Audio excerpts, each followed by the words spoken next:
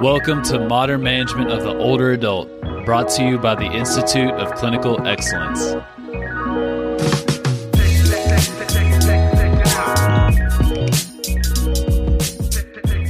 On Instagram, welcome folks to the PT on Ice Daily Show. My name is Dustin Jones, and this is Wednesday where we're talking about all things older adults.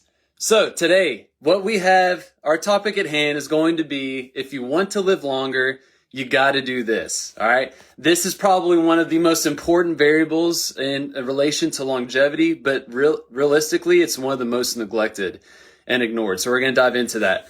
Before we get into the goods, I want to mention we have 2 online courses coming up in terms of MMOA or Modern Management of the Older Adult. Our Essential Foundations, our introductory course, starts January 4th, and then our Advanced Concepts course starts January 12th. Advanced Concepts is for those that has taken Essential Foundations, and we're going to hit the ground running with our lives as well. Got a whole lot of stuff planned for folks in 2023, so we're likely going to be in your neck of the woods. You can check out all those courses, links, all that information at ptonice.com. All right, so you want to live long, do this. So in the Modern Management of the Older Adult curriculum, you're going to hear this phrase thrown out a lot. We want to be old people in training. We're all old people in training, and this is something that we aspire to be, to do, to really think about. This term really stems from Ashton Applewhite, who wrote a book called This Chair Rocks. When she talks about becoming an old person in training, what she says is that becoming an old person in training allows us to choose purpose and intent over dread and denial. It allows us to choose purpose and intent over dread and denial and connects us empathetically with our future selves. That is beautiful. I'm going to read that again. Becoming an old person in training allows us to choose purpose and intent over dread and denial and connects us empathetically with our future selves. Beautiful, right? That concept of becoming an old person training, of thinking about our future selves, of Jeff Moore will talk about the rocking chair moment, right? When you're, maybe in your mid to late 80s, 90s, and whenever kind of that end stage is and you're on the rocking chair, putting yourself in that situation, thinking about your life, what choices you wish you would have made or not have made, and that we are trying to live a life thinking about that moment, thinking about our future selves. Now, when we talk about this in the context of our courses, we're often thinking about some of the health components of that, right? We talk about, the importance of resistance training, of what the evidence is showing that the stronger we get, if we continue this habit of resistance training over our lifespan, that's going to help your future self tremendously, right? We want to practice that ourselves. We want to implement this with our patients as well. Consistent aerobic training is very beneficial. The evidence is very clear that we want to have great aerobic capacity, so we want to be doing those things now to benefit our future selves. We want to be challenging our minds, doing novel tasks, trying to learn new things, making sure that we're not getting too stale and getting in a rut, that we're constantly challenging our bodies and then our minds as well. We're focused on the value of sleep, the value of nutrition, and some of these recovery principles that the evidence is showing very clearly that things like sauna, heat exposure, and cold exposure, cold showers, all those types of things can really influence our ability to recover and repair. We also want to value deep, meaningful connections, that we have a connection with people in our community, that we have sense of purpose. All of those things, right, are beautiful, and they're going to really influence our future selves. And that's really what we've been talking about as becoming an old person in training. Unfortunately, the reality is that as we have been talking about this concept, we have only been speaking to half of the equation. Only half of the equation. And in reality, maybe the lesser half of the equation when we're talking about longevity, when we're talking about what it means to become an old person in training. And that equation is this, that if you want to live long, if you want to become an old person in training, you need to fight death while welcoming it with open arms. You need to fight death while welcoming it with open arms. Let me dive into this a little bit more. The context of this comes from a TV series that many of the MOA faculty have been watching over the past couple months. It's called Limitless with Chris Hemsworth. It's airing on Disney Plus, I believe. The premise of this show is how to live better, longer. And so Chris, who I'm not a big movie guy, but he's the star character in the Thor movies. So many of you all are very familiar with this guy. I wasn't aware of him before this episode, but he goes through these different episodes that have different themes, where there's a particular challenge, and the whole theme is a particular area of life that he can influence to make his life better and longer. So the first one is on stress, how we perceive stress, how that influences our body in so many ways, and how we can really overcome that with a lot of practical tricks and tips that they go through. The second one is shock, the benefit of shocking the system in relation to heat exposure like a sauna, or cold exposure like a cold plunge, and what that can do to recovery. The third one is the importance of strength, which we talk about all the time. Fourth one is fasting, of what that can do for our health. Memory was the fifth one. Then the last one. The last one is the one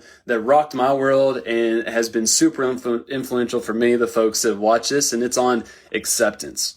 So the beautiful thing is they go through this whole series of, all right, you can do this. You can take a cold shower every day and then do a cold plunge once a week. And then every 3 months do a 3-day fast and make sure you're getting, 5 days a week of resistance training and then mindful breathing and all this stuff, right? That we all talk about. Many of us are practicing to fight death, right? We're prolonging that moment when our life is going to end. But oh, wait, the last episode and the most important topic is you need to accept that you're going to die.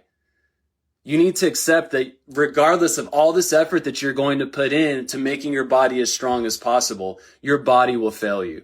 Oh, yes, the importance of having meaningful relationships and connecting your community is super important for longevity, but you're going to lose every single one of those relationships at some point. Yes, you need to challenge your mind. You need to make sure that your mind and your memory stay sharp and challenge your mind in novel, new ways, but that mind is going to fail you. You are going to die. And what a privilege that is. What? It really rocks your world. And so the beautiful thing, what they do with this is that they show how beautiful death is. And we often don't think about this, right? We always think about the negative side of aging and the negative side of death. But what this episode does is gives context to the beauty of the wrinkles, of the aging, of the loss, because that loss means that you were able to gain throughout your life. They really hit this home with a few different interactions with some very young individuals. I believe a woman in her 20s or 30s that got hit with a stage 4 cancer diagnosis.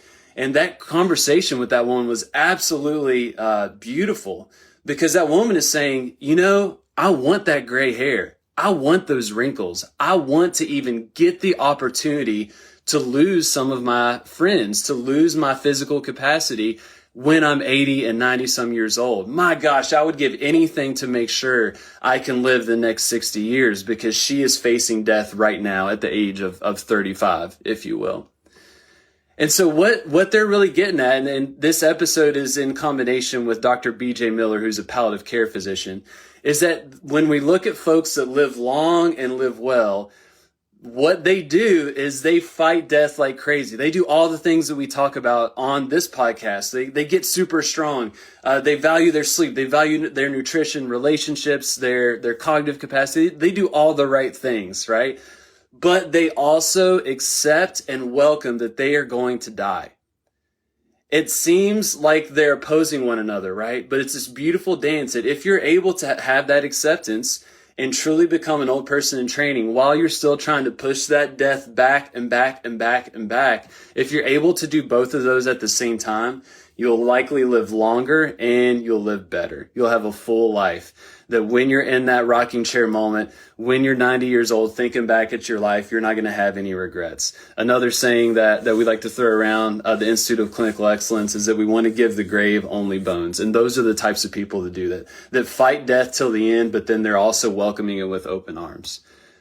So I apologize to all of our MOA students, because we've tried to talk about old people in training and becoming old people in training, but we only talked about half of the equation. We've completely neglected the acceptance of death and the privilege of death and what that actually means, that we have been given the ability to live life on this planet for maybe 70, 80, 90 years. My gosh, that is a gift. it is a gift to even get to that point. We have not really spoken to that, and I'm sorry. And we're going to really change that. We're going to talk about, we're going to fight death till the end, but we're also going to welcome it with open arms and really accept that this is inevitable for every single person here. All right, that's all I got. I'd love to hear your thoughts. This series really rocked my world, Limitless with Chris Hemsworth. I highly recommend that you check this out. If you don't have access to Disney Plus or can't get a hold of it, hit me up. I'll share my login. But I think this is a very, very important episode that we need to be thinking about individually, but then also in the context of healthcare, because we're walking with people through these stages, and we need to be equipped to understand kind of what they're dealing with and some of the things that they may not have grappled with, that we need to at least have considered that ourselves. And this series will really help you do that. All right, y'all have a lovely Wednesday. I'll talk to you soon. Enjoy the Hump Day Hustle that just went out, and y'all take care. Thank you for listening to the MMOA podcast. If you found this helpful, please share with someone that could benefit. And if you're looking for more practical content to help you better serve older adults, head over to www.mmoa.online, where you can learn more about our free resources, our community, continuing education courses, and our certification. Once again, that's www.mmoa.online. Thanks for listening.